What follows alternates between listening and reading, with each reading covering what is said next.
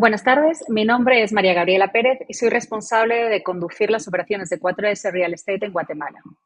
En 4S nos especializamos en inteligencia de mercado y estrategia para el desarrollo inmobiliario en Latinoamérica.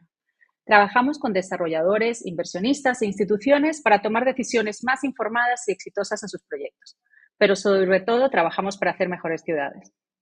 Encantada de compartir este espacio hoy con Monique Céspedes, directora regional de Centroamérica y Caribe en 4S Real Estate, y posteriormente con María Gabriela Mena, CEO y fundadora de Polibit. Agradecida de contar con todos ustedes y de hacerlos partícipes en nuestra experiencia. Monique me acompañará en una primera parte en hacerlos parte de los datos relevantes del sector de Guatemala, que sin duda les ayudarán a entender mejor el contexto actual y tomar decisiones más acertadas. Para luego conversar con Gabriela acerca de cómo diferenciarse financieramente y no solo desde el diseño y ubicación del proyecto inmobiliario. Las preguntas las pueden ir dejando en el chat. Con mucho gusto las iremos contestando. Si hubiese algún punto o alguna duda específica en el que quisieran ampliar información, más adelante les dejo mis datos en la presentación. Gracias nuevamente por acompañarnos hoy. Buenas tardes. Empecemos conversando sobre algunos aspectos macroeconómicos de Guatemala, que es un país con una economía que, aunque ha enfrentado presiones globales, mantiene un entorno de estabilidad macroeconómica y un poder adquisitivo relativamente sostenido, clave para el financiamiento y la demanda de vivienda. Como pueden ver en la gráfica principal, después de un pico inflacionario en el 2022, el país ha logrado contener el aumento de precios. Ya para el 2023 y 2024, la inflación se mantuvo por debajo del 4,2%. Para el 2025 se proyecta una ligera aceleración moderada hacia un 4%, todavía en niveles manejables. En cuanto al financiamiento, que es otro factor clave, los préstamos internos crecieron entre el 10 y el 12% en el 2024, impulsados por consumo, microcréditos y hipotecas. Esto confirma una mayor actividad crediticia, lo cual es positivo para sectores como el nuestro. Sin embargo, el alza de las tasas de interés internacionales ha encarecido los préstamos bancarios, y esto podría convertirse en una barrera para pequeños y medianos desarrolladores. No obstante, el mercado ofrece alternativas de financiamiento que han dinamizado el sector con menor dependencia de la banca tradicional. El sector de desarrollo inmobiliario y construcción representa el 11,9% del PIB. Si desglosamos el aporte del sector, vemos que la construcción representa el 23,7%, siendo un pilar clave en la economía nacional. En los últimos 11 años se han autorizado más de 40 millones de metros cuadrados de construcción en el país. Y en el 2024, el sector sigue siendo uno de los principales empleadores en Guatemala, generando casi 500,000 de empleos, hasta 2 millones de empleos indirectos o relacionados y más de 30 millones de quetzales en salarios anuales. En resumen, tenemos un contexto de inflación controlada con una actividad crediticia creciente y un sector construcción que aporta casi una cuarta parte del dinamismo económico. Vamos a comenzar entendiendo hacia dónde crece la ciudad y quién es el que la está habitando. Comencemos con el departamento de Guatemala, donde viven más de 3 millones de personas distribuidas en 752.843 hogares. La densidad promedio es de 1.418 habitantes por kilómetro cuadrado. Pero si entramos en detalle, vemos realidades mucho más intensas. Por ejemplo, en Mixco, o en el municipio de Mixco, viven casi 466.000 personas en solo 132 kilómetros cuadrados, lo que genera una densidad de las más altas del país. En paralelo, el municipio de Guatemala alberga una densidad aún mayor, 4.197 habitantes por kilómetro cuadrado. Ambos representan densidades poblacionales altísimas. Reflejan ciudades cada vez más compactas y que nos empujan a la verticalización como respuesta natural.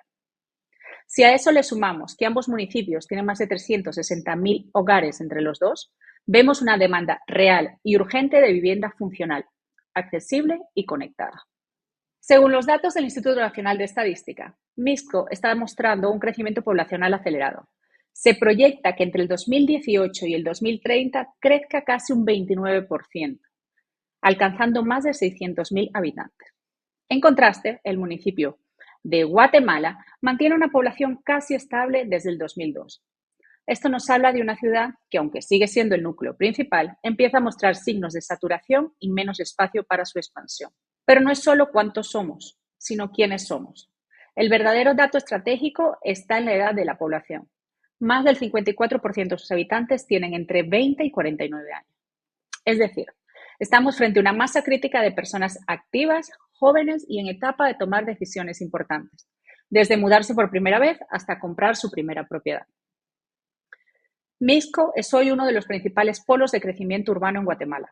Con alta densidad, población joven y demanda habitacional creciente, representa una oportunidad estratégica para el desarrollo de proyectos de vivienda, especialmente vertical, bien conectada y asequible.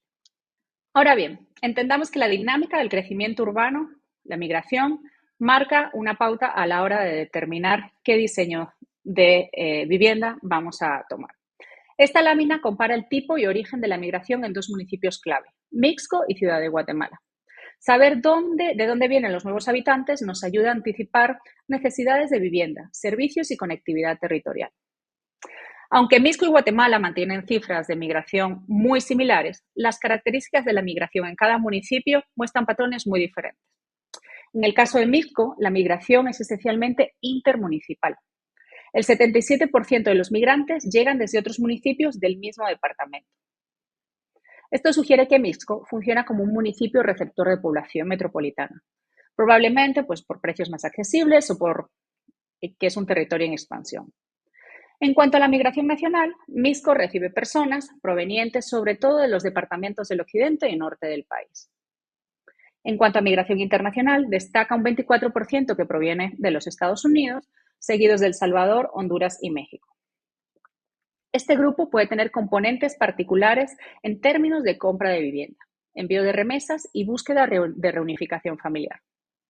Por su parte, en Guatemala, en el municipio de Guatemala, el patrón cambia. Solo el 37% de los migrantes provienen de otros municipios, siendo Mixco y Villanueva los emisores principales. La capital no crece principalmente por migración metropolitana, sino por migración de otros departamentos y del extranjero. Es súper interesante esta parte porque digamos que no todos los lugares se comportan igual y creo que esa es la parte interesante de poder estudiar para identificar como cuáles son esas áreas de oportunidad o espacios que hay para digamos que atender una demanda creciente, ¿no? Entonces uno ve, por ejemplo, que la pirámide acá todavía, como bien decías, es una pirámide joven. En muchas otras ciudades en Latinoamérica lo que nos estamos encontrando son pirámides ya más maduras, en donde lo que está creciendo es la población 60 plus. Acá no.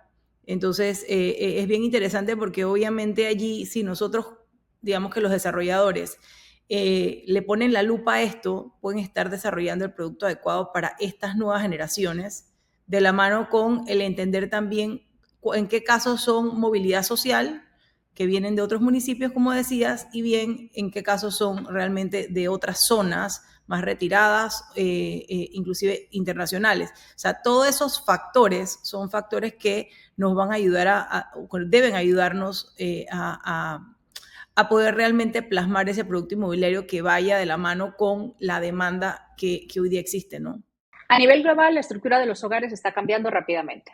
La generación Z, entre los 13 y los 18 años, que ya casi lidera la demanda de vivienda, es el relevo generacional y exige anticiparse y diseñar productos alineados con sus prioridades: ubicación, movilidad flexible y calidad de vida. Por eso vamos a detenernos en la distribución de las generaciones y etapas de vida en los municipios de Mixco y Ciudad de Guatemala. Esta información nos permite entender no solo quiénes viven ahí, sino cómo viven y en qué momento de su ciclo de vida se encuentran. Y esto, como verán, tiene implicaciones directas sobre el tipo de vivienda que debemos diseñar. Y aunque vamos a ver la proyección más adelante, los datos nos muestran que en Mixco el 64% de la población pertenece a los millennials, es decir, está entre los 30 y 44 años, y la generación X entre los 45 y los 60. Son entonces personas en edades productivas, en su mayoría entre 25 y 50 años. Mientras, en el municipio de Guatemala, la distribución es bastante similar, pero hay un equilibrio entre los jóvenes, los adultos jóvenes y los adultos medios. Este dato es clave porque nos habla de un mercado activo en búsqueda de independencia o consolidación familiar, pero con expectativas muy distintas según la generación. Ahora bien, si miramos a la derecha, tenemos los datos del estado civil por generación. Entre la generación Z y los millennials, ocupan más del 69% que están solteros. Esto es importantísimo porque rompe aquel viejo paradigma de que las personas jóvenes se casan y compran casa. Ahora buscan alquiler, flexibilidad y productos adaptados más a su estilo de vida, estilos de vida individuales o en parejas sin hijos.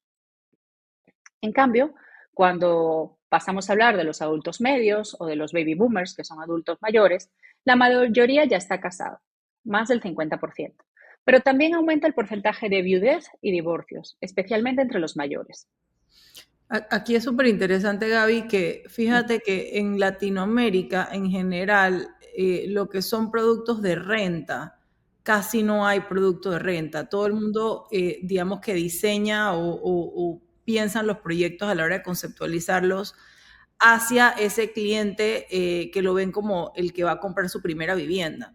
Pero dada estos datos, es importante, digamos, que considerar que hay un gran potencial de mercado de renta también y que, digamos, que no se está viendo tanto producto de renta, sino que más bien son productos de venta que terminan luego rentándose, pero su vocación original no nació como un producto de renta y eso al final del día genera que al no estar pensado para la renta, pues no es un producto que está, digamos que 100% bien diseñado para su propósito final, ¿no? Entonces, creo que es una gran oportunidad también de que volteemos a mirar este mercado, y esto no solamente es en Guatemala, realmente lo vengo viendo prácticamente en todo Centroamérica. Es un poco miedo quizás también de la banca, no solamente del ¿cómo es que se llama?, del desarrollador inmobiliario, de invertir en estos proyectos de más mediano y largo plazo, ¿no? Correcto, porque también tenemos que diferenciar cuando hablamos de esa primera vivienda y siempre nos enfocamos en una vivienda de padres con hijos, es cómo son estos padres, cómo es la convivencia con estos hijos. Y vamos a referirnos al dato. En Mixco, el 31%, 31,7% de los hogares está compuesto por parejas con hijos pequeños. Y esto sí es verdad que sugiere una gran concentración de núcleos familiares cuya vivienda ideal serían 2 o 3 habitaciones, cercana a escuelas, con áreas verdes y espacios comunes seguros. Sin embargo, el 19% de los hogares en este mismo municipio son padres o madres divorciados con hijos. Un segmento que pues, muchas veces queda fuera del radar, pero que representa una demanda concreta de vivienda accesible, funcional y privada. En Ciudad de Guatemala, aunque hay más adultos independientes y más casos de nido vacío, también hay un porcentaje elevado de hogares con hijos pequeños y padres o madres solteros o que viven solos. Esta diversidad exige, pues lo que hablabas, adaptar no solo el tamaño de las viviendas, sino también la propuesta de valor. Entender a nuestra audiencia, pues ya, esto ya no es una opción. Saber si estoy frente a una pareja joven con hijos, con un padre divorciado o una mujer, como hablábamos, una viuda mayor de 60 años, cambia completamente la lógica del producto inmobiliario. No es lo mismo diseñar para generaciones que priorizan ubicación, para aquellos que priorizan comunidad, seguridad o practicidad. Y entender quién vive en nuestras ciudades es tan importante como entender cuánto pueden pagar.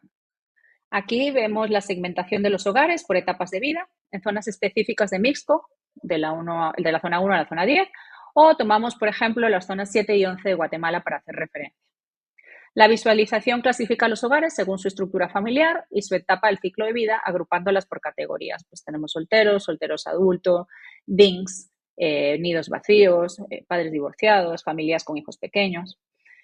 En Mixco, por ejemplo, predominan los segmentos familiares, especialmente las parejas con hijos pequeños.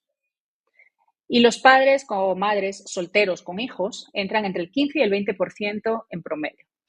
La oportunidad estaría en proyectos de vivienda funcional y asequible, entre 2 y 3 habitaciones, con espacios compartidos, áreas verdes, acceso a escuelas y transporte, como comentamos anteriormente. Ahora bien, en Guatemala, en la zona 7 o en la zona 11, el mayor peso de los hogares no son familiares, son solteros y adultos independientes que suman más de un 40%. La oportunidad aquí es de vivienda compacta, vertical y bien ubicada, ideal para formatos tipo estudio o de una habitación cerca de transporte público, universidades, áreas de coworking o centros comerciales. Sin embargo, la oferta prácticamente toda se parece, indistintamente del lugar, del segmento. Hoy día la oferta activa es toda muy parecida, ¿no? O sea, nada de estos datos están siendo tomados en consideración. Ahí está la oportunidad de realmente desarrollar producto dirigido dependiendo de la zona, del segmento, de la etapa de vida, el poder desarrollar esos productos más hacia nicho, ¿no? Sí, es que además tienen que entender, o sea, hay que entender que la misma ciudad puede tener necesidades habitacionales radicalmente distintas, incluso en la misma zona. Así es, así es. Y si no entendemos estas diferencias, es muy probable que caigamos en lo que estamos cayendo, un producto que no conecta con su público. Correcto. Ahora, para entender el potencial inmobiliario en una ciudad, hay que comenzar, pues, mapear su capacidad real de compra. Esta lámina representa un análisis del nivel socioeconómico por zona, comparando Mixco y Guatemala, con base en el valor promedio de vivienda que los hogares pueden pagar. A la izquierda clasificamos 5 segmentos que van desde vivienda social hasta premium, con rangos de precios en quetzales y dólares. Y a la derecha el mapa ilustra, pues, cómo se distribuyen en el territorio. Mixco es un mercado predominante medio residencial. Un 68% de los hogares está entre los segmentos medio y residencial y solo el 22% puede acceder a la vivienda residencial plus o, en su efecto, premium. Esto sugiere una oportunidad clara de vivienda vertical asequible entre los 280.000 quetzales y 1.200.000. Ahora bien, si nos vamos a Ciudad de Guatemala, pues está mucho más polarizada. Aquí domina el segmento alto. El 90% de los hogares están en los rangos de residencial plus y residencial. Prácticamente no hay demanda para vivienda de segmento medio o económico. Este mercado sí exige propuestas más sofisticadas, con plusvalía, ubicación estratégica y diferenciación. Ahora bien, el mapa nos confirma la fragmentación del mercado. Las zonas no se comportan en forma homogénea, hay zonas premium colindando con zonas residenciales y medias, y volvemos a lo que comentábamos anteriormente. Esto nos obliga a hacer un análisis microzonal antes de desarrollar. No basta con saber que el desarrollo va a estar en Mixco o que va a estar en zona 11. Hay que saber en qué cuadrante estás parado y quién vive ahí. Vamos ahora, pues, con los temas más esperados, que por lo general suele ser el análisis de la oferta de vivienda vertical en Guatemala. Comencemos con la evolución de la venta de unidades de vivienda vertical en el área metropolitana de Guatemala desde el 2020 hasta el 2025. Hemos tomado este último quinquenio de referencia. Vemos un crecimiento sostenido entre el 2020 y el 2023, con un pico o un boom de verticalización que va más allá de las 2.300 unidades vendidas en el año 23. Sin embargo, en el 2024 se registra una caída del 25%, reflejando un ajuste de mercado. Para este año proyectamos una recuperación moderada y esta tendencia evidencia un mercado que sigue siendo dinámico, pero que requiere una lectura estratégica y más fina para tomar decisiones. Continuamos con un resumen paramétrico de la vivienda vertical en el área metropolitana de Guatemala, igual en el último quinquenio, lo cual nos permite entender la evolución en términos de oferta, precios y dinámica de proyectos. A lo largo de este periodo, observamos un crecimiento constante en el número de proyectos históricos, que pasó de 71 en el 2020 a un pico de 253 en el 2024, y refleja un fuerte interés del sector desarrollador en viviendas verticales. En cuanto al comportamiento en las ventas acumuladas, vemos una evolución positiva hasta el 2023. Sin embargo, ya en el 2024 y el 2025 se nota una desaceleración significativa. Esto responde a un ajuste de mercado aunado por un mayor precio de la tierra con algunas barreras normativas y de permisos. El dato de inventario disponible también es clave. A medida que aumentan los lanzamientos, el inventario acumulado creció en el 2023. No obstante, en el último año vamos en una contracción progresiva del inventario.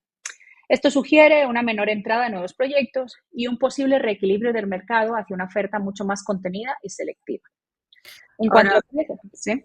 No digo, aún así, con una gran oportunidad, porque con la velocidad que se mueven los proyectos hoy día en Guatemala, esto igual hay oportunidades, es decir, o sea, en menos de 15 meses se consume el inventario. Nosotros siempre decimos que cuando el mercado trae alrededor de 2 años de inventario, 2 años y medio, es un mercado saludable, y aquí estamos ante un mercado que tiene mucho menos de ese tiempo. Entonces, estamos, digamos, en una posición en donde se puede generar producto nuevo. Lo interesante aquí sería generar producto para los mercados desatendidos, ¿no?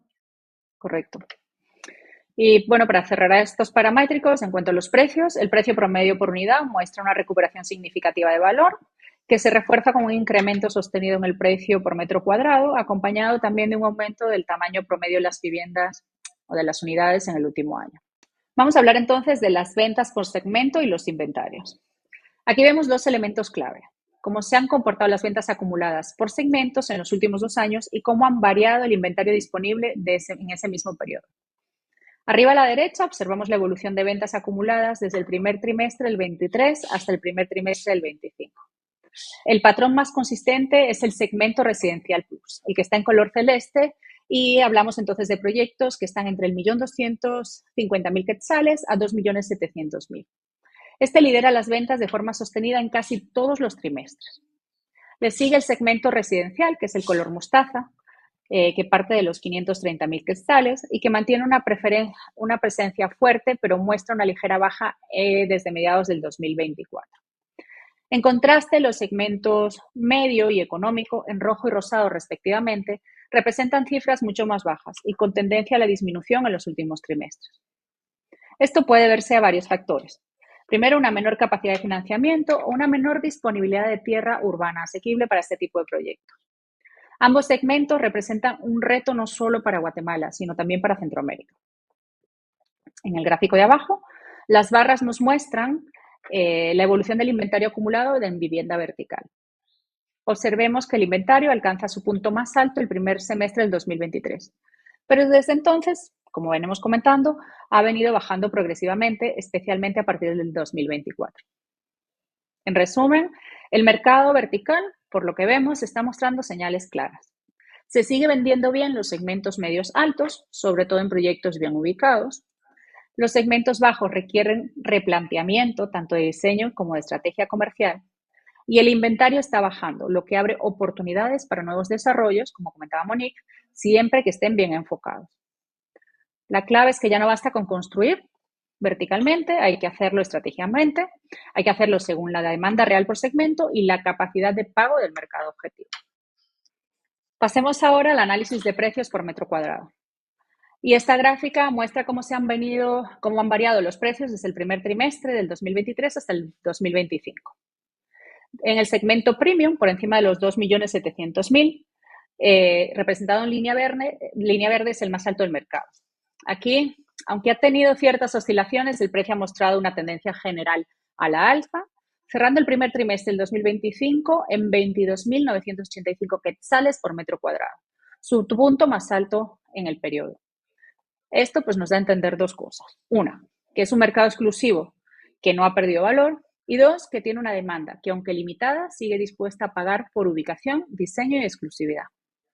En el segmento Residencial Plus, que lo vemos en la línea celeste, con unidades entre 1.250.000 y 2.700.000, vemos una tendencia también a la alza, pero mucho más moderada, que indica estabilidad con un crecimiento progresivo, ideal para aquellos proyectos dirigidos a la clase media alta bien consolidada. En cuanto al segmento residencial, que es la línea amarilla y parte de los 530.000 quetzales, se ha mantenido más estable, con un leve repunte al cierre del 2024 y principio del 2025, alcanzando 14.577 por metro cuadrado. Este segmento representa probablemente el mayor volumen de ventas y su estabilidad de precio sugiere una buena absorción sin presiones inflacionarias significativas. Mientras, pues los segmentos medio, que es la línea roja, y económico, ambos por debajo del medio millón de quetzales, muestran una realidad distinta. Aunque ambos han crecido ligeramente, lo han hecho a un ritmo más lento.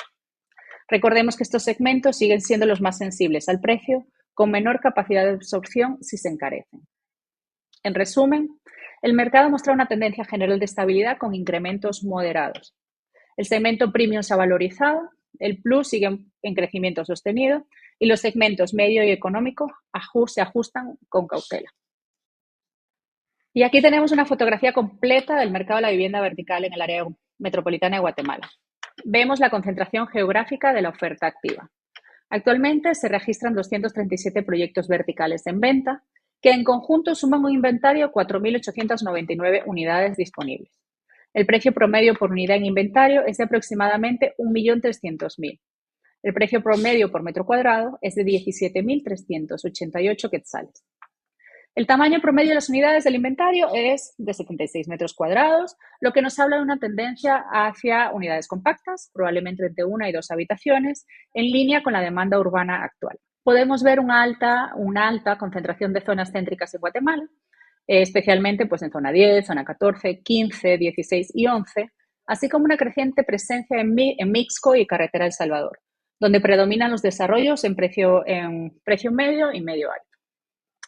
La dispersión hacia municipios como Villanueva, Santa Catarina de Pinula o Fraijanes muestra que el desarrollo vertical ya no es exclusivo de las zonas premium, sino que se está democratizando geográficamente para atender pues, estas nuevas demandas poblacionales, especialmente familias jóvenes o compradores de primera vivienda. Estas fotos nos muestran que estamos frente a un mercado amplio, segmentado y en expansión geográfica. A la derecha vemos datos claves que nos permiten entender no solo dónde están los proyectos, sino también cuáles funcionan mejor y a qué precio. La oferta está concentrada en los segmentos altos. De los proyectos analizados, el 47% son residencial plus y el 12% son premium. Muy pocos proyectos se ubican en el rango medio y económico, a pesar de que estos son segmentos con más demanda en Mixco y en parte de la ciudad. La absorción es desigual entre segmentos. Mientras proyectos residencial plus tienen una absorción histórica de 510 unidades promedio, el segmento medio apenas alcanza las 84. El precio promedio está concentrado entre 776.000 y 1 millón de quetzales. Este análisis confirma que la ciudad sí tiene una demanda en segmentos medios, pero el producto que se está construyendo no siempre responde a esa demanda. Para cerrar más rápido y construir con mayor impacto, hay que alinear ubicación, precio y diseño con los verdaderos vacíos del mercado. Ahora bien, ¿dónde se está vendiendo más y dónde se está acumulando el inventario? A la izquierda vemos las ventas acumuladas por zona en el primer trimestre del 2025 y a la derecha la concentración de inventario disponible en el mismo periodo. La zona 10 lidera con 273 unidades vendidas, lo que la posiciona como la zona con mayor dinamismo comercial del área metropolitana. Le siguen zona 15 y zona 12, dos zonas que combinan oferta nueva, ubicación estratégica y una buena percepción de valor. Zona 13 mantiene una presencia activa. En contraste, zonas como zona 14, zona 4 o zona 7 tienen ventas bajas, lo que puede deberse a precios elevados, hay poca oferta o una menor conectividad. Un dato interesante es que Mixco reporta 55 unidades vendidas, lo que indica una demanda creciente fuera del centro urbano tradicional. Ahora bien, a la derecha observamos cómo se distribuye el inventario activo por zona. De nuevo, zona 10 lidera, lo cual puede interpretarse como una consecuencia directa de su dinamismo.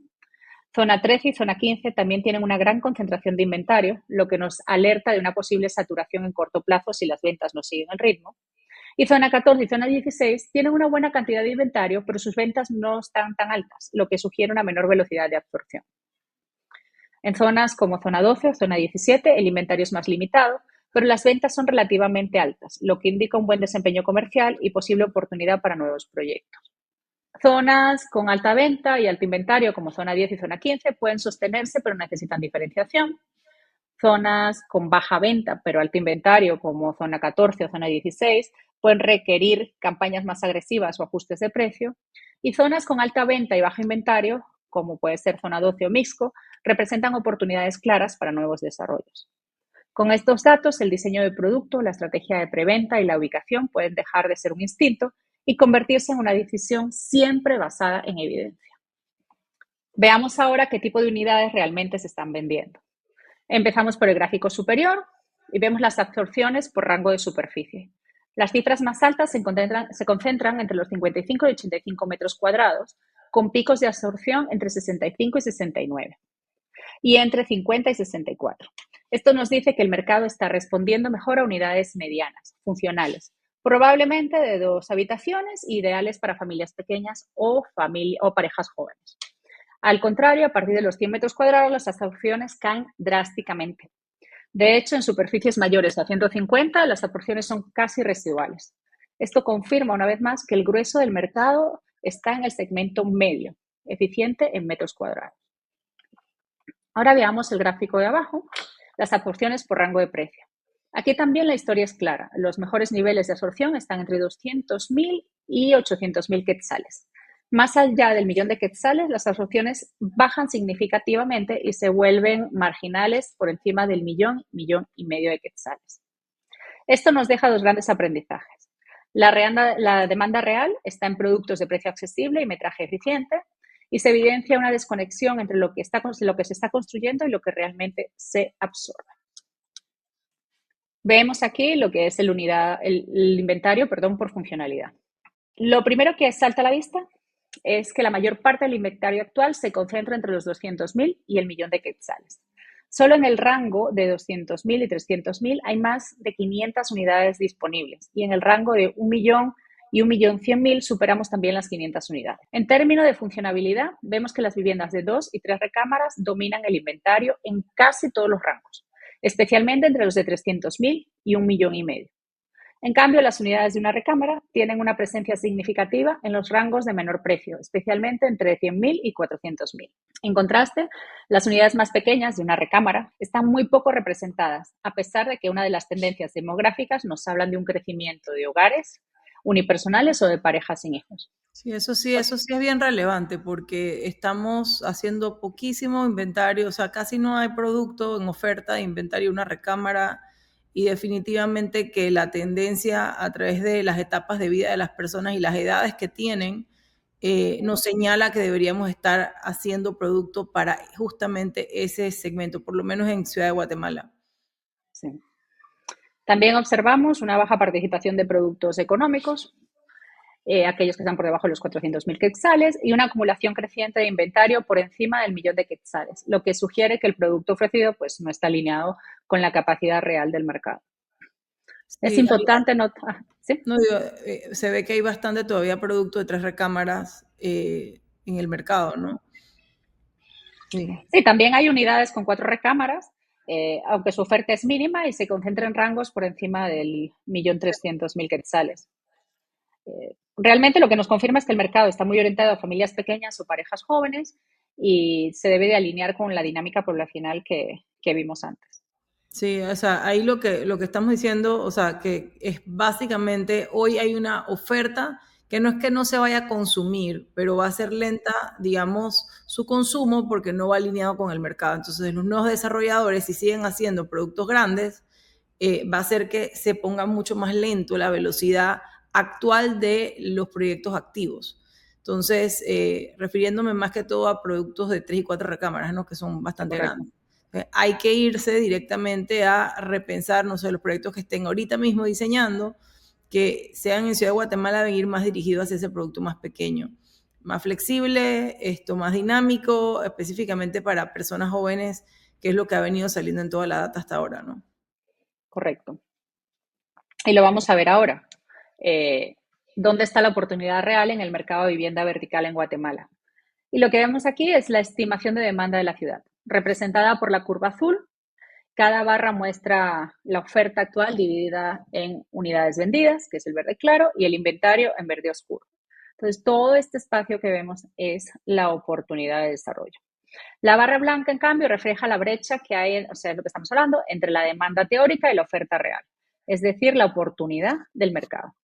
¿Y dónde está el foco? Pues entre los 300.000 y los 800.000 quetzales hay una alta demanda no satisfecha. Esto nos habla de un comprador activo, pero desatendido por el producto que hoy está disponible. A partir de 1 millón de quetzales, el panorama cambia. La demanda cae, pero el inventario crece. Es decir, que se está construyendo más de lo que el mercado realmente puede absorber en ese rango. La clave no es solo construir, sino construir con precisión. Correcto, ¿no, Monique? Sí, no digo que lo impresionante es que realmente hay una gran gama, o sea, hay oportunidades en distintos segmentos todavía, o sea, a pesar de que cae a partir del 1.900.000 que decías tú, de todas formas, digamos que el mismo, o sea, la misma oportunidad es amplia, o sea, hay distintos productos que se podrían estar haciendo, ¿no? Correcto. Y es que el éxito del desarrollo inmobiliario ya no depende solo de construir bien, sino de construir con la intención. Debemos de alinear ese producto, el precio y la demanda real. Es una necesidad. El futuro será para quienes sepan anticiparse, puedan escuchar realmente el mercado, puedan escuchar la demanda y diseñar para personas y no nada más para planos. Y esto empieza pues por reconocer qué hay detrás de cada proyecto y nosotros entendemos que lo que hay es una vida por Sí. transformar. Y bueno, hay que comenzar entendiendo esto y hoy en día la realidad es muy diferente. El 81% del mercado en Latinoamérica no está segmentado. Seguimos construyendo de la misma manera, todo se parece, existe poca o nula diferenciación. Yo quiero decir que no solamente es en el producto arquitectónico, o sea, cuando decimos que todo se parece en el diseño arquitectónico, todo se parece en la distribución, todo se parece en los acabados, todo se parece en los colores, todo se parece, o sea, en la manera en la que se mercadea, Yeah. todo se parece, o sea, básicamente en todas las aristas del negocio y hay versatilidad porque tenemos distintos tipos de mercado, distintos tipos de segmentos, distintas etapas de vida. O sea, realmente tú ves esa gráfica y tienes tantas oportunidades en distintas direcciones y está como todo el mundo haciendo exactamente lo mismo, ¿no? Lo mismo, correcto. Y bueno, hay que ser diferente, es que ser diferente ya no basta realmente, hay que ser, es irrepetible. O sea, la diferenciación tiene que ser real y tiene que partir de un ecosistema diferenciador que no nada más abarque al mercado y al diseño, sino también a cómo incorporamos la tecnología y las herramientas tecnológicas en nuestro día a día, así como podemos comenzar a diferenciarnos en nuestros modelos de negocio, nuestras fuentes de fondeo y demás. En 4S, pues llevamos tiempo hablando de millennials, llevamos 10 años conversando acerca de millennials y resulta que los millennials ya están aquí, ¿verdad? Debemos entender también este cambio estructural que vive el mercado de vivienda en Guatemala y cuál va a vivir en estas próximas décadas. Lo que vemos es la evolución de una población mayor de 18 años, es decir, una población económicamente activa y con capacidad de compra, que está segmentada en generaciones, pues en este gráfico lo vemos desde 1950 hasta el 2050. Hoy en día, estamos en un punto de inflexión. Los millennials, que son la zona rosa, somos actualmente la generación más numerosa en edad productiva, pero comenzarán a perder peso relativo a partir del 2035. En cambio, la generación Z, que es la naranja, y la generación alfa comienzan a tomar relevo y serán las nuevas protagonistas del mercado a partir de la próxima década. Vamos viendo también cómo desaparecen progresivamente generaciones mayores, como la silenciosa, los baby boomers, que si bien tuvieron un gran peso económico dentro del sector inmobiliario, hoy ya no son el motor de demanda. Y bueno, en esta lámina es clave para entender quién está realmente habitando nuestras ciudades y por qué no podemos diseñar viviendas sin considerar las etapas de vida o la generación a la que pertenecen. En el centro vemos la distribución generacional de la población en Mixco y en Guatemala. En Mixco predominan los millennials y la generación Z, que juntos suman un 46%. En cambio, en el municipio de Guatemala hay una mayor proporción de generación X y baby boomers, es decir, tenemos una generación un poquito mayor. Y es muy valioso cómo estas generaciones se traducen en la forma de habitar. En Mixco, el 50% de los hogares está conformado por parejas con hijos pequeños o adolescentes. Por lo tanto, exige pues, productos familiares funcionales y accesibles. Pero en Guatemala hay mayor concentración de solteros, adultos independientes y parejas sin hijos, que demandan vivienda compacta, bien ubicada y con servicios urbanos cercanos.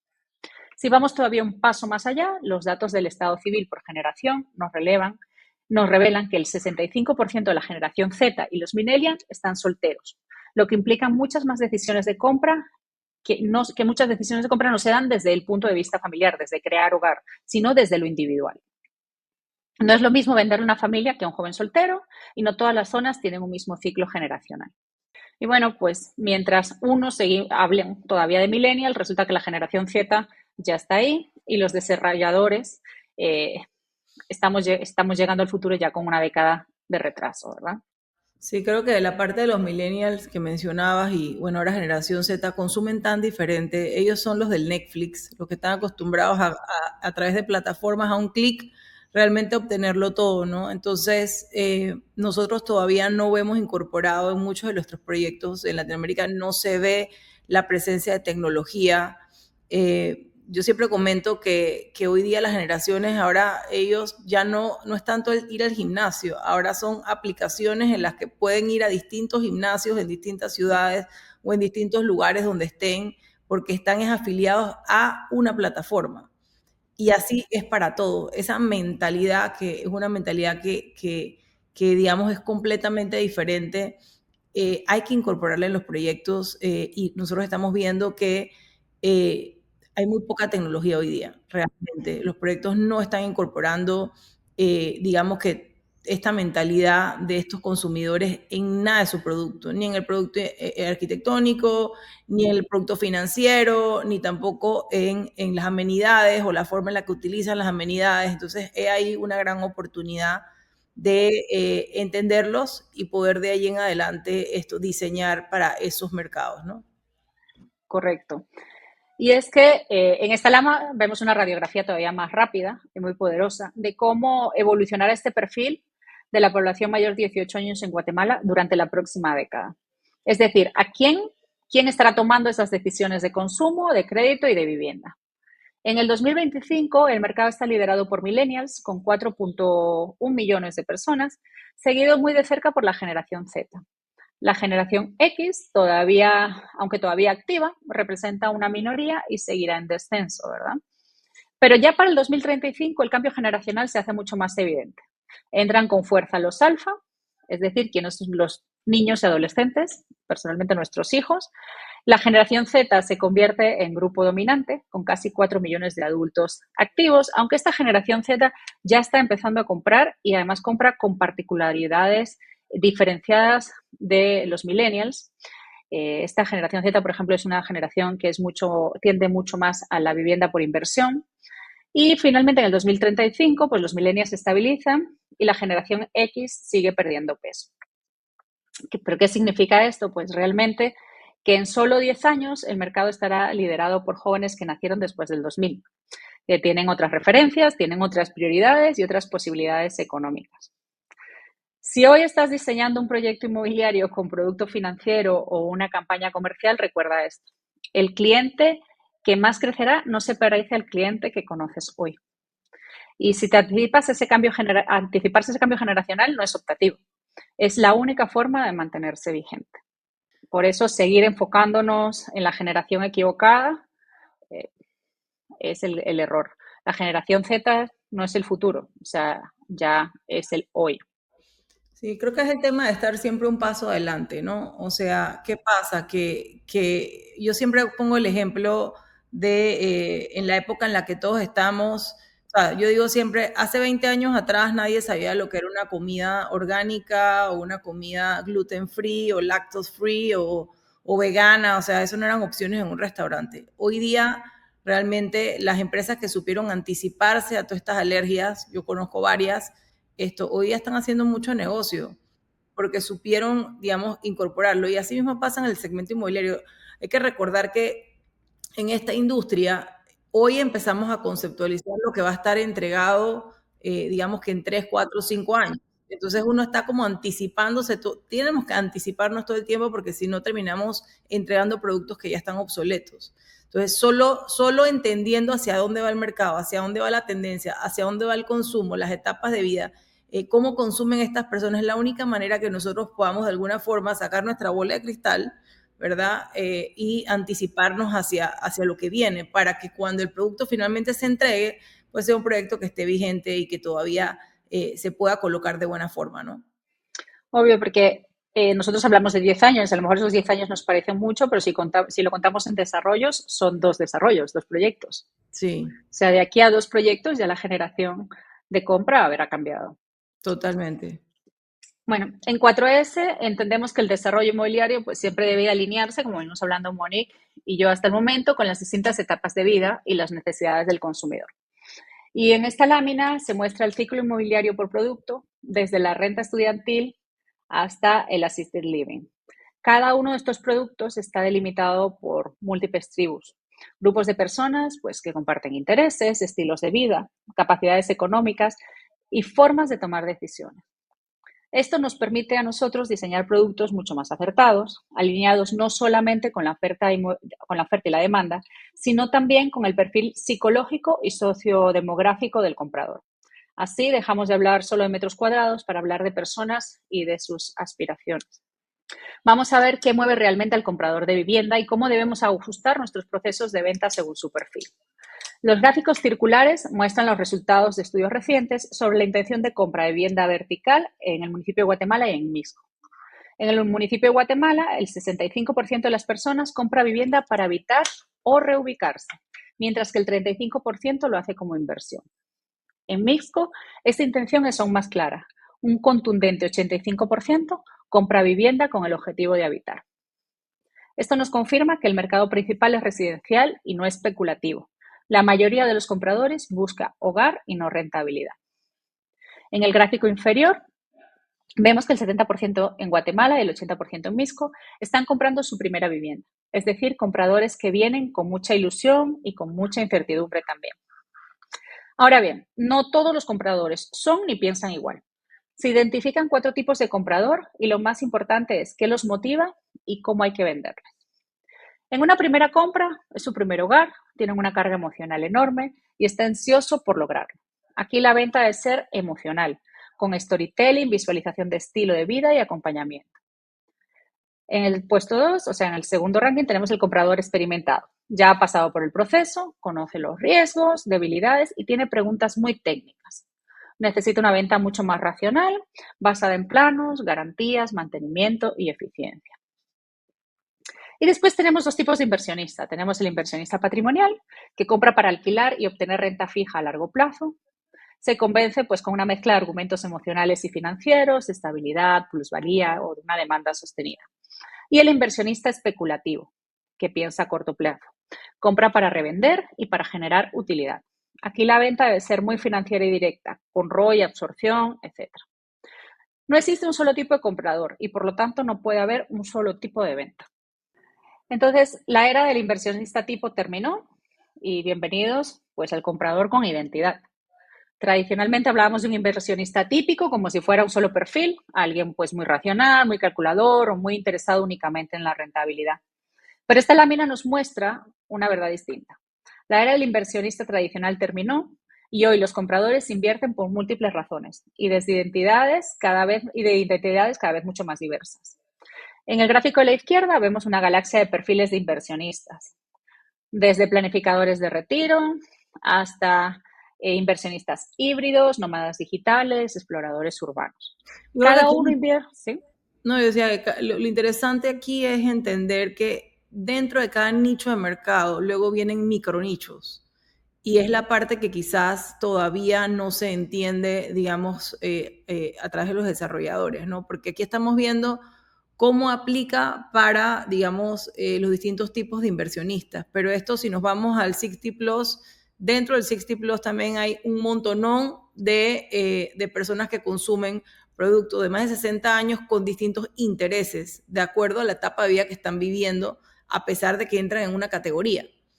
Y así aplica, digamos que en distintos giros, ¿no? Y creo que es importante entender, fíjense aquí cómo Gaby muestra más de 100 tipos de inversionistas y así pues hay en cada uno de los giros, ¿no? Correcto. Y es que la nueva lógica se refuerza pues, con datos psicográficos, como muestra la derecha. Debemos preguntarnos cómo les gusta que los perciban. Por ejemplo, un 34% le gusta ser visto como alguien saludable, activo, con estilo de vida o estilo fitness. ¿Qué le importa? Pues les importan los deportes, el entretenimiento, los viajes, las comidas. O preguntas como ¿qué les hace feliz? Hacer ejercicio, ver películas, escuchar música. El bienestar, la expresión personal y la experiencia son ejes claves, por ejemplo, para atraer un nuevo comprador. Ya no basta con ofrecer metros cuadrados, hay que conectar con estos estilos de vida, con identidades y con emociones. Si el inversionista de antes compraba por retorno, el de hoy compra también por pertenencia, por propósito y por percepción.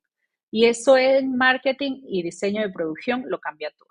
Entonces, bueno, cuando hablamos de cómo llevamos esto al desarrollo inmobiliario, pues una de las primeras cosas que nos viene a la cabeza pues, son las amenidades, ¿no? Como el deber ser de la diferenciación de los proyectos. Y entonces, cuando hablamos de amenidades en un proyecto de vivienda, no basta con listar lo que se va a construir nada más. Hay que entender qué valor generan para el usuario, qué percepción proyectan y, sobre todo, cuál es su peso estratégico en el mercado. La lámina clasifica las amenidades en 3 niveles, en básica, plus y star. Las básicas son aquellas amenidades mínimas e indispensables. No diferencian, pero no tenerlas te van a restar un valor. Por ejemplo, un lobby funcional, un parque, seguridad, un pequeñito gimnasio. Por su parte, las plus son aquellas que responden a las expectativas actuales del mercado. No solo cumplen, sino que ayudan a convencer. Son el coworking, las reuniones, espacios sociales, el rooftop, el área pet friendly, etc. Y después están aquellas de un nivel mucho más interesante, que son las amenidades que sorprenden y que nos posicionan. Son las que permiten ofrecer un producto único en la zona y que genera conversión, deseo y diferenciación del proyecto. Puede ser un rooftop con una vista 360, con simuladores, canchas, espacios de arte, wellness o experiencias tipo resort. Lo importante aquí es entender que la decisión de compra ya no es solo racional. Muchos compradores hoy no compran solo por el precio y metraje, sino compran por el estilo de vida que el proyecto les promete. Y esa promesa se materializa en las amenidades. Yo creería que nosotros, por ejemplo, traemos unos ejemplos de proyectos en Panamá que hemos visto que están logrando como esa diferenciación, ese posicionamiento. Y pues la lámina que vemos ahorita, la de Bioma, es un proyecto que, por ejemplo, se lanzó con 363 unidades, que realmente es un producto bastante grande en un momento en donde ya realmente se estaban haciendo proyectos que eran más en etapas, ¿no? Haciendo etapas de 100 unidades cada uno, y aquí se lanza el proyecto de 363 unidades y se logra la colocación del proyecto bastante rápido. Pero ¿qué denotamos de Bioma? O sea, el diseño arquitectónico, todo lo que mencionaba Gaby, amenidades que fueron distintivas, no solamente como que la parte de, ¿sabes?, un edificio icónico, sino también el cómo esto se aplica en las amenidades, cómo se aplica en el diseño de interiores y cómo se le da como toda una vida a este proyecto y cómo la gente encaja. La verdad es que el proyecto desde que se lanzó ha ido muy velozmente y yo creo que ya queda menos del 20% del proyecto activo comercialmente hablando, ¿no? El segundo proyecto, que trajemos estos tres proyectos porque uno los puede comparar porque está en un radio menos de 1 kilómetro, ¿no? Segundo proyecto que traemos, que es Ipanema, es un proyecto que se lanzó con 286 unidades, son 2 torres, pero igualmente le queda ya menos del 20% del producto, justamente porque, digo, también tiene un diseño arquitectónico icónico, se inspiró en Ipanema, en las montañas Dos Hermanos, y en base a eso el arquitecto diseña pues estas torres que son muy distintivas, que además están ubicadas en un lugar estratégico, que se puede ver en todos los ángulos, digamos, donde uno pase, uno va a poder ver estas torres cuando estén ya elevadas. El proyecto acaba de empezar movimiento de tierra y ya está prácticamente todo vendido, ¿no? Entonces, características similares de ellos dos, realmente que ambos proyectos son icónicos. O sea, la arquitectura sí define una velocidad y es algo que quizás antes no estaba mapeado, pero ya hoy día nosotros hemos podido ver cómo existe, digamos, esa tendencia hacia productos que tienen una arquitectura esto bastante definida. Y el tercer proyecto, que es Cabarrosa, es un proyecto que también es un proyecto que está frente al mar, pero que trae, digamos, también una propuesta arquitectónica diferente. Ellos, a diferencia de los otros dos proyectos, no salieron tan definidos a nivel de amenidades. Su gran amenidad era la ubicación, porque están dentro de una zona en donde tienes un corredor importante para todo lo que es hacer yoga, correr, deportes, ¿no? Bicicletas y demás. Y además tienes la ventaja de estar pegado con el mar, que te da acceso a una cantidad de islas, digamos, desde el Pacífico, ¿no? Entonces tienes marina cerca y otras características, pero creo que lo interesante de resaltar son 3 proyectos diferentes a menos de 1 kilómetro de distancia.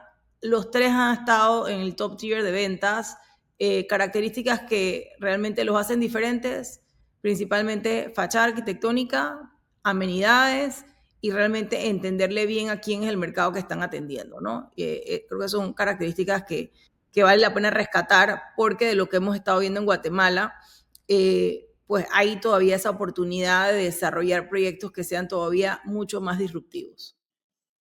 Correcto. Entonces volvemos a nuestro ecosistema diferenciador. Como ya pues veníamos hablando, todo lo que es entender bien cuál es la demanda, cómo lo aplicamos todo esto en el diseño, y ahora pues le damos paso a nuestra invitada para entender bien cómo podemos diferenciarnos pues desde el aspecto de fondeo o el aspecto financiero y la tecnología. Gabriela Mena Archila es cofundadora y CEO de Polybit, una PropTech latinoamericana dedicada a la tokenización inmobiliaria con el objetivo de democratizar el acceso a inversiones en proyectos urbanos sostenibles en Latinoamérica. Arquitecta de profesión, cuenta con más de una década de experiencia liderando desarrollos inmobiliarios y diseñando procesos de innovación en la industria. Bajo su liderazgo, Polybit ha emergido como pionera en la tokenización inmobiliaria, facilitando la inversión fraccionada a través de blockchain y expandiéndose con impacto positivo en comunidades de la región. Felicidades y gracias por estar acá con nosotros. Felices de Muchísimas tenerte acá. gracias. Gracias, el gusto es mío. Yo estoy encantada de acompañarlas. Muy bien. Bueno, Gaby, vamos a iniciar pues preguntándote, que creo que es la primera pregunta que sería cualquier persona que desconoce acerca de las alternativas de financiamiento, es ¿cuáles crees que son las fuentes de fondeo alternativas a este financiamiento tradicional y que se ajustan más a las necesidades del desarrollador guatemalteco o al centroamericano, que desde el 2024 pues muestra una preocupación latente por el acceso al financiamiento? Claro, pues primero resaltar que hoy por hoy la forma en la que actualmente se financian la mayoría de los proyectos es primero por fondos propios, luego pues por fondos del banco, dependiendo de las condiciones que cada uno de los proyectos pueda tener y las negociaciones que cada empresa pueda hacer con cada uno de los bancos y las condiciones pueden cambiar en base a eso y depende de cada país, por supuesto. Y también el tercero es utilizar equity o invitar a otras personas de un círculo cercano a participar en ese proyecto. Es lo que llamamos el private equity en inglés o accionistas privados que se suman a riesgo en el proyecto. Dependiendo de quién es el desarrollador detrás, el respaldo que tiene y el network que tiene, pues estos inversionistas pueden ser más o menos y pueden tener cierto nivel de capital o no, ¿verdad? Eso es usualmente lo que hoy por hoy encontramos en Centroamérica. Ahora bien, empiezan a surgir nuevas alternativas, como tú mencionabas, Gaby, que son las que empiezan a cambiar un poco la estructura de capital hoy por hoy en el mercado. Y debo de insistir que depende muchísimo de qué oportunidades permite la legislación de cada país. Entonces, seguramente han escuchado del concepto de crowdfunding o financiamiento colectivo, y el financiamiento colectivo implica que hay una intermediación financiera, es decir, que hay un intermediario, una tercera parte que va a venir y va a ofrecer una oportunidad de inversión a el desarrollador a través de recolectar pedazos o montos más pequeños de muchas otras personas, pero esta persona siendo intermediaria. Eso es lo que hace una crowdfunding y por lo mismo que es intermediación financiera, en algunos de los países en Latinoamérica están permitidos y en otros no. En Guatemala, por ejemplo, está prohibido y solamente los bancos pueden hacer intermediación financiera. En otros países como México, por ejemplo, o Colombia, sí se permite hacer financiamiento colectivo, pero tienes que tener una licencia para hacerlo, tienes que pagar un colateral muy fuerte, porque al final pues estás intermediando, como la palabra muy bien lo dice, Claro. entre dos personas, ¿no? Y luego empiezan a surgir nuevas formas también, siempre bajo la misma, vamos a decir, promesa de democratización, pero con otros tipos de sistemas, como en este caso es el blockchain y la tokenización. Y en este caso, la tokenización lo que hace es que te permite pulverizar los tickets de inversión y registrarlos en blockchain, que es un sistema bastante robusto en su forma de registro. Entonces, hace que todas estas transacciones puedan viajar de forma más rápida, más eficiente, más segura.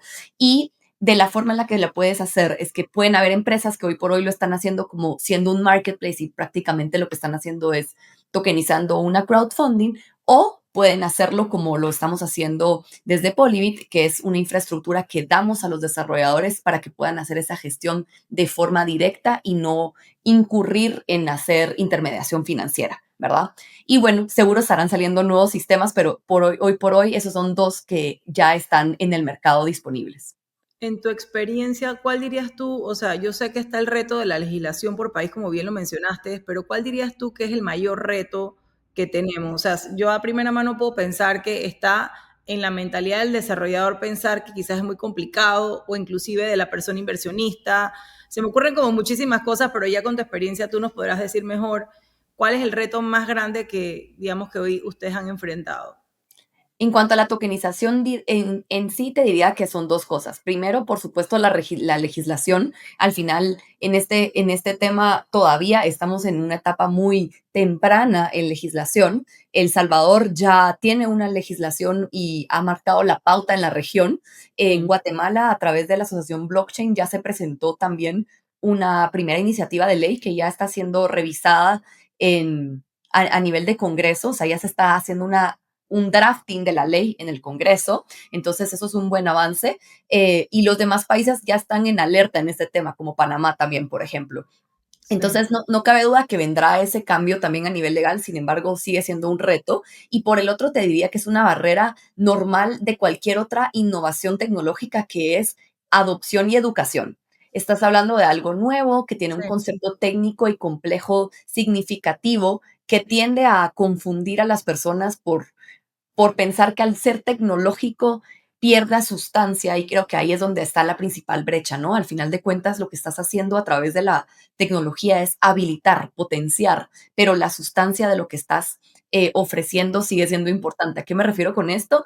Que no dejas de estar ofreciendo una oportunidad de inversión en acciones o en deuda o en un fideicomiso de un proyecto que debe ser rentable. O sea, todos esos elementos deben de estar revisados y tienen que estar congruentes para que la inversión haga sentido, esté o no tokenizada, ¿no? Entonces, esa es una brecha que se está queriendo cerrar hoy por hoy. Sin embargo, sí te puedo decir que al nivel mundial ya hay una tendencia muy fuerte en la adopción de estas tecnologías, y no cabe duda que llegará el momento para Latinoamérica, y la intención es que hoy por hoy, pues de eso se trata esos espacios también, ¿no? Que las personas los puedan conocer y estén preparados para poderlo adoptar, porque es lo que viene. Sí, me llama mucho la atención que, o sea, yo puedo percibir el inversionista interesadísimo. Hay como una gran demanda de este tipo de microinversionistas, por decirlo así, o de inversionistas medianos. Y por el otro lado, también por parte del desarrollador, hay también un interés bastante fuerte en poder lograr, digamos, este tipo de herramientas financieras dentro de sus proyectos, pero luego entonces tenemos toda esta estructura a nivel legislativo que nos impide poder ir como a la velocidad que estos dos lados quieren, ¿no? O necesitan. Sí, por supuesto, la legislación es naturalmente, por cómo es y cómo funciona, siempre va detrás de la tecnología, porque no se adapta al mismo ritmo y a la misma velocidad, ¿no? Sin embargo, lo que es una realidad hoy por hoy es que en nuestros países la legislación funciona de una manera en la que lo que no está explícitamente prohibido está permitido. Y entonces, si bien no puedes utilizar la tokenización como hoy por hoy lo pueden hacer en El Salvador, con la misma flexibilidad y amplitud, sí que puedes sí que puedes tokenizar y sí que puedes empezar a utilizar la herramienta con más limitantes, pero la puedes usar. Entonces, creo que el punto es que, aunque existan ciertas limitantes legales, el hecho de que existan empresas que quieran utilizar la tecnología, que hayan inversionistas que están interesados en poder acceder a estas oportunidades de inversión, lo que hace es poner presión a la institución regulador, ¿verdad? Y promueve que justamente estas iniciativas de ley, que incluso ya están en revisión, puedan agilizarse, porque si el usuario al final de cuentas lo quiere, pues últimamente la Va a legislación suceder. tiene la presión encima, ¿no? De Exacto. acuerdo, de acuerdo.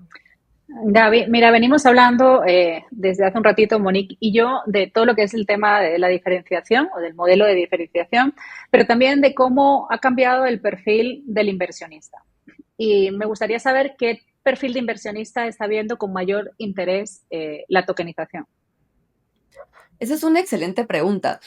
Si bien esto hace posible la democratización, y si quisiéramos, pudiéramos ponernos muy soñadores, y a propósito digo esta palabra, o muy románticos, y decir, pues, realmente podrías pulverizarlo a $1, centavos si quieres, esa no es la realidad. ¿Por qué? Porque primero, para tú poder invertir, tienes que tener cubierta tus necesidades básicas y un poco más, ¿verdad? Esas son como a nivel de salud financiera, tienes que tener cierto nivel para ya estar cubriendo tus necesidades básicas, y luego el resto entonces lo puedes invertir. ¿Por qué? Porque últimamente estarías dispuesto a perderlo si algo sale mal, porque las inversiones tienen ese riesgo, ¿verdad? Y no estarías tú poniendo en peligro tu vida o la de tu familia.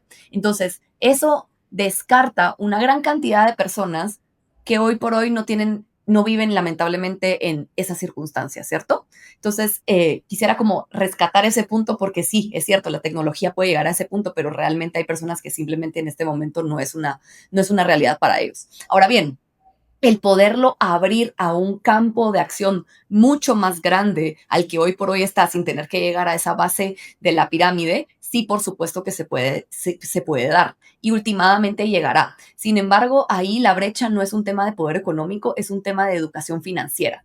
Al momento de invertir, tienes que saber que estás invirtiendo, ¿verdad? ¿Cuáles son los retornos? ¿Cuál es el riesgo? ¿Cómo funciona ese vehículo?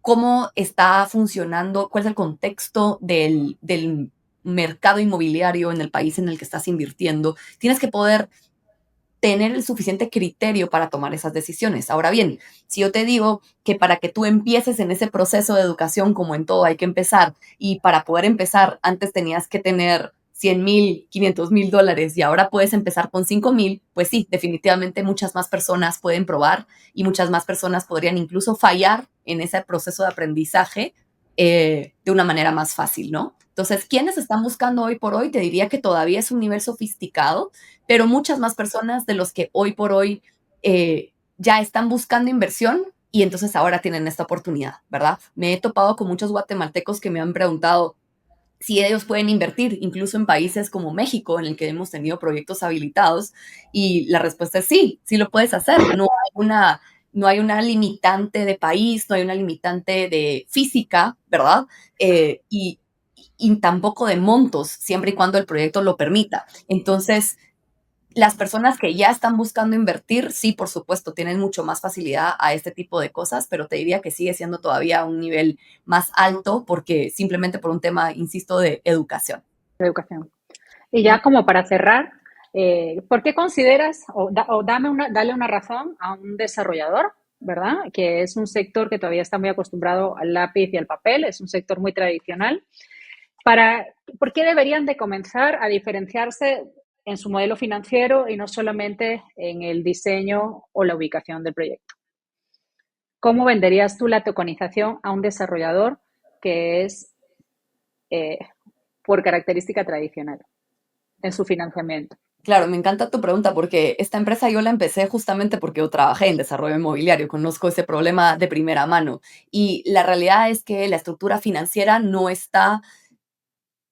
deja de estar relacionada con el diseño y con los diferenciadores que puede tener un proyecto, ¿verdad? Al final de cuentas, un proyecto depende de su estructura financiera. Si no tiene una estructura financiera adecuada y no ofrece los retornos esperados por el desarrollador, pues simplemente ese proyecto no va a ser una realidad, ¿verdad? O sea, al final de cuentas tiene que cumplir con ciertos aspectos de retorno, ¿no?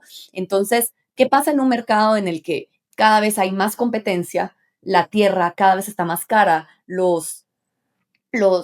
las condiciones de banca cada vez están más altas, los materiales cada vez están más caros, entonces hay una puja, ¿verdad? En cuanto a presión del proyecto, los precios tampoco ya no pueden subir tanto, entonces los márgenes del proyecto cada vez están más apretados y al mismo tiempo, pues por como hay competencia y la demanda está más fuerte, entonces también hay ciertos estándares de diseño que se esperan del proyecto, ¿no?